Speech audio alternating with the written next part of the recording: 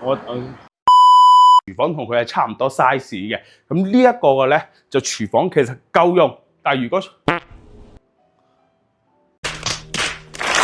灣區置業睇真啲，一條視頻話你知。Hello， 大家好，我係房偵探 Marcus 啊。嗱，咁我哋中山嘅4代住宅又睇過啦，珠海金灣區嘅4代住宅都睇過啦。咁冇理由珠海香洲區嘅4代住宅，我哋唔嚟睇下㗎。今日我哋就嚟到咗珠海嘅華發天璽。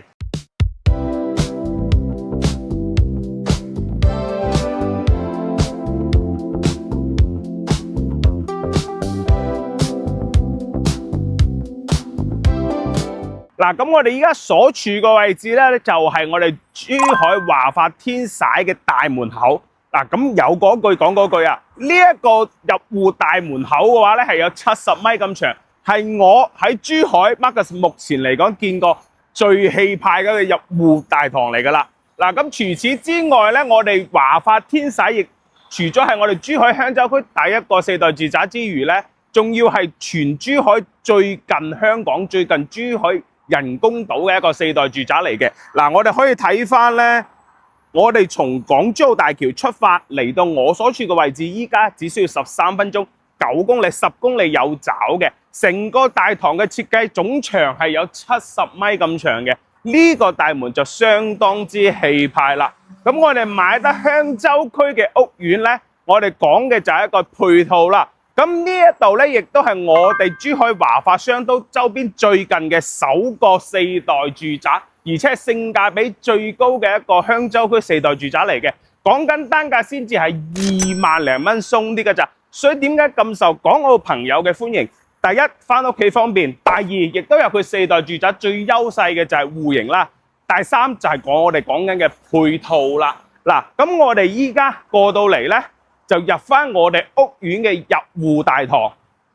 呢個入戶大堂嘅話咧，總挑高係有7米咁高嘅。咁入到嚟咧，我哋呢個入戶大堂依家係售樓部，未來係會交付俾業主去使用嘅一個會所嚟嘅。成個會所大概係有1000平左右到。而家華發天璽俾我睇到嘅所有嘅4代住宅又好，過去我哋拍過咁多嘅屋苑都好，佢嘅會所俾我最大嘅驚喜就係佢呢一個係單獨只俾業主使用嘅健身房，設備係我睇過所有屋苑目前嚟講最齊全嘅。我哋可以睇到所有練肩、練胸、練腰、練背嘅設備全部都有。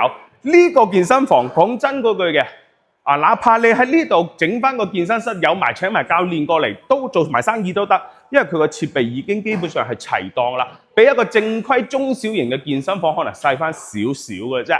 嗱，我哋再穿過我哋嘅健身房咧，就嚟到咗我哋比較多港澳朋友中意嘅室內恆溫泳池啦。嗱，咁我哋華發天璽成個屋苑花園嘅設計咧，係採用咗熱帶雨林新加坡花園式嘅設計。咁我哋成個泳池呢度咧，亦都會有翻相應嘅點綴。嗱，鏡頭前嘅 fans 你可以睇到呢啲有冇少少似東南亞嗰啲陽光海灘？嗱，呢度如果再瞓翻個比基尼美女，咁呢一下係咪就已經到晒位啦？嗱，咁佢嘅設計咧非常之用心嘅。咁呢一個泳池咧，有嗰個講嗰句就唔係標準50米池嚟嘅，應該就會係25米池。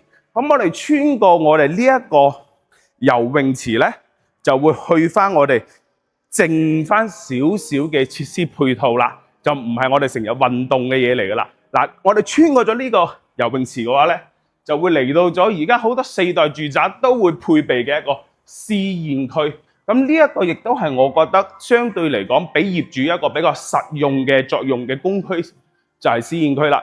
無論係宴請又好，或者係有啲親朋戚友聚會都好，有咁嘅空間俾到業主。首先嚟到你屋企，呢啲咪叫 face 咯，係咪先？麻雀房有啦，吧台亦都有。不過呢啲咧肯定要 book， 同埋咧亦都會有少少嘅收費嘅。咁都好過好多朋友嚟到屋企滾搞，又要搞衞生，係咪先？呢啲位置咪完全係足夠晒，要 face 有 face， 亦都有人幫你執頭執尾，出少少錢就可以幫你嘅情緒價值完全拉滿啦。嗱，呢一張台嘅話咧，完全係擺得落12到14人係冇問題嘅。咁穿過我哋呢一個試驗區嘅話咧，就嚟到咗我哋而家嘅售樓部嘅會客廳嘅。嗱，呢個會客廳咧，未來交付俾業主咧使用咧，就會係做翻一個日卡夜酒啊啲會所式嘅一啲飲嘢嘅地方啦。例如我哋日頭可以喺度下午茶，夜晚可以喺度嗒翻杯嘅。咁目前咧就係我哋售樓部使用，日後交樓之後會係交翻俾業主使用嘅。嗱，咁我哋公區位置就睇到，亦都係差唔多啦。該有嘅都有。咁4代住宅最大嘅優勢係咩啊？戶型。咁我哋而家事不宜遲，即刻上樣板間睇下。嗱，咁我哋依家就嚟到咗咧華發天璽5座嘅樣板間呢度嘅。首先喺呢度要讚下華發先，佢嘅公區終於都做咗，喺呢個項目終於都做咗全面嘅升級啦，唔再係以前無論係你再貴嘅灣璽又好，等等嘅屋苑都好，黑白灰嘅公區設計。依家嘅公區係睇起身比較汪同埋比較溫暖嘅。嗱，咁我哋依家所處嘅位置係5座嘅。咁5座同而家即將加推嘅4座嘅單位咧，係同埋2座咧係同樣嘅面積嘅。咁我哋而家就睇翻我哋呢一個99方，照舊由細到大啦，99方嘅3房單位。嗱，如果有之前留意過我哋嘅拍過金灣府嘅，包括一啲部分華發嘅屋苑，大家就會發現佢嘅呢一個4代住宅入戶呢一條長長嘅走廊，全部係贈送俾每一戶，而且每一戶都有嘅。咁華發呢個設計，我覺得我哋再拍多2期嘅話咧，唔需要講係邊個屋苑，一睇呢個公區位置就已經知道華發嘅一個設計師出嚟嘅。咁呢個99方嘅3房戶型咧，佢嘅優劣勢就非常明顯。喺 Marcus 睇嚟，咁我自己講下我嘅觀點啦。咁入到嚟嘅話咧，呢度咧就係一間房。咁呢間房咧，佢做咗雖然係連住窗台做榻榻米啊，但係佢嘅空間呢張床係米2嘅。如果我哋唔連，直接做到出嚟呢度做米5床，都係完全冇問題嘅。咁我哋呢度咧就係第一間房，包括入門嘅我哋呢啲智能家居、部分智能家居同埋我哋嘅鞋櫃位，都已經全部幫大家做好晒㗎啦。咁呢個鞋櫃位其實係夠深嘅，佢嘅空間係完全夠。嗱，我哋如果擺鞋嘅話，擺4雙鞋係完全係冇問題嘅，打橫擺住。嗱，咁入到嚟咧，佢呢一個位咧就係一個露台啦。雖然佢呢個99方做唔到南北通雙露台，但係開咗呢個窗，一樣有南北通嘅即視感，一樣生活上面咧佢通風採光係肯定冇問題。咁呢度可以用翻佢呢個設計啦。我哋去做翻呢一個洗衣房啦，呢度嘅話咧，就會採光肯定係唔會話主陽台咁好啦，所以要做翻個乾衣機會比較好啲。咁我哋入到嚟99方一個大橫廳嘅設計，呢個廳目測嘅話，開間應該係會去到5.5米到6米嘅，進深嘅話應該係喺7米左右。呢個位係一個露台位嚟嘅。交付俾大家嗰陣時咧係冇封窗嘅，因為依家咧我哋係做緊樣板間，樓上仲喺度施工，所以就將佢封窗啦，亦都可以參照翻依家開發商呢個設計去做翻封窗，成個空間會睇得更為之闊落。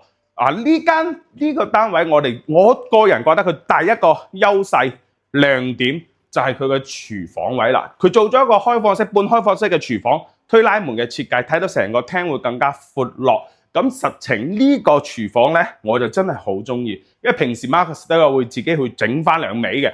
咁喺個廚房度踎嘅時間咧，我會發現呢種 U 型廚房，佢可以使用嘅面積會比傳統嘅 L 型會更加實用。呢度可以作為一個切菜啊、分菜區啊，呢度就洗嘢，跟住呢度就炒鑊啦。99方嘅單位呢個廚房比相對好多甚至部分嘅4代住宅嘅廚房都要實用噶啦。咁我哋睇翻我哋嘅第二間客房連住嘅就係我哋嘅公衛嚟嘅，咁都係真3段式嘅一個設計啦。咁呢個房咧就會比入戶嗰個房間咧係會闊落好多，做到米5床3邊落床。咁呢個房咧就可以做翻以後嘅細路仔嘅房間啦。門口嗰間房咧就可以做翻我哋嘅客房嚟噶啦。咁我最大嘅感受咧，其實就係如果係講翻呢個單位嘅設計，佢嘅每一間房動靜係分得非常開嘅，係會好舒服，唔會話邊間房又發出咩大動作會嘈到另外一間房嘅。動得都動啦啊！但係咧呢一間房我就覺得佢好孤獨啊！如果好似掟埋咗喺1、2B咁發放邊疆啦，呢個係開玩笑嘅。咁呢間房咧其實就做翻客房會比較好啲，或者細路仔嘅話就盡量唔好啦。如果唔係話上咗嚟射出去網吧上網啊，或者大個仔同朋友約會啊，同女仔約會咧，你做家長係唔會知嘅。嗱，咁我哋入翻嚟睇翻我哋嘅主人房。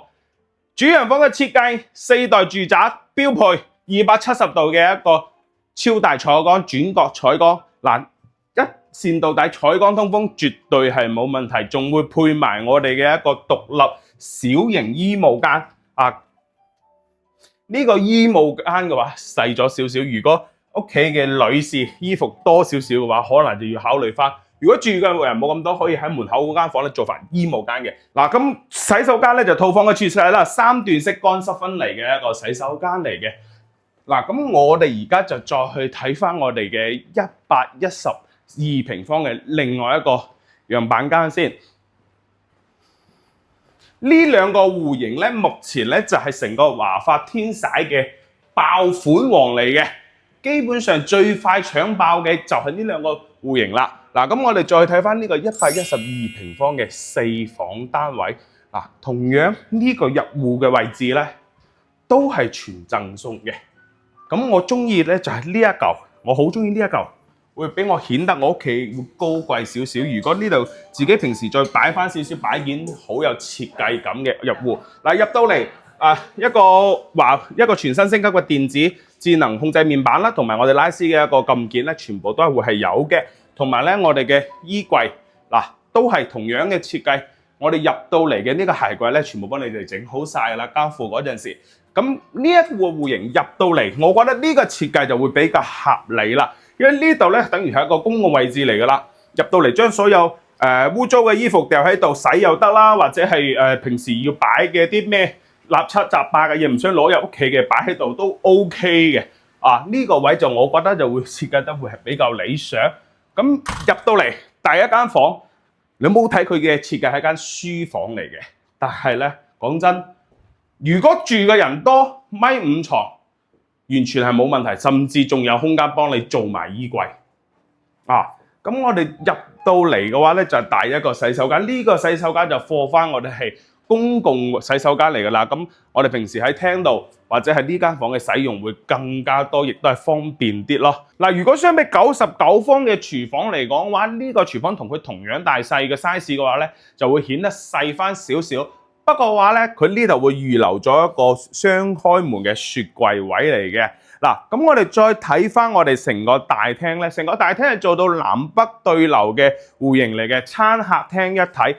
呢個位置咧一樣都係我哋嘅一個陽露台位嚟嘅。咁我哋成個大廳嘅開間有5米左右，咁我哋嘅震心咧大概係去到7.7到7.8米左右嘅一個 size 嚟嘅。嗱，咁我哋再去睇翻我哋嘅一個休息區啦。咁從細開始睇起，呢間房嘅話咧，就係4間房入邊嚟講話係第二細嘅。咁但係睇得出我哋呢一度咧嘅設計咧係做翻兒童房。咁未來嘅話，呢度可以做翻學習位啊、書台。咁呢個位置亦都可以做翻我哋嘅衣櫃位嚟嘅。咁細床1.2米床，對於細路仔嚟講係完全係 OK 噶啦。咁我哋會配備晒全屋嘅中央冷氣。咁我哋呢個交付其實都係幾高端下嘅，所有嘅呢啲LED 嘅顯示啦，同埋個拉絲嘅一個撳鍵咧，都係往年其他華發戶型、其他屋苑係冇嘅。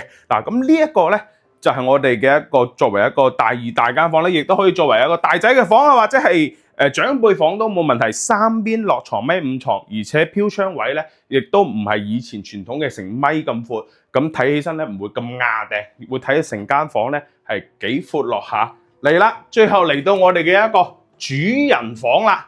嗱，呢個主人房咧照舊270度嘅採光啦，大4代住宅嘅標配，呢個唔使講噶啦。嗱，咁同樣我哋呢一個衣帽間嘅話咧，就會更加闊落，同埋我個人覺得呢個衣帽間咧就更加合理化啲啦。嗱，呢度其實亦都可以做翻個櫃位嚟，我哋正先可以過嚟呢個位。嗱，呢個位置咧就係我哋平時一家之主男仔會用到嘅啫，剩下呢一排咧都係我哋屋企最重要嘅嗰位靚靚去用到啦。所有嘅一家之主應該都同我一樣有咁嘅身同感受。嗱，咁我哋再嚟翻呢度咧，亦都係我哋一個3段式乾濕分離嘅套廁啦。嗱，點解我話呢個屋苑係性價比最高嘅一個4代住宅呢？佢位置位於我哋珠海嘅香洲區啦。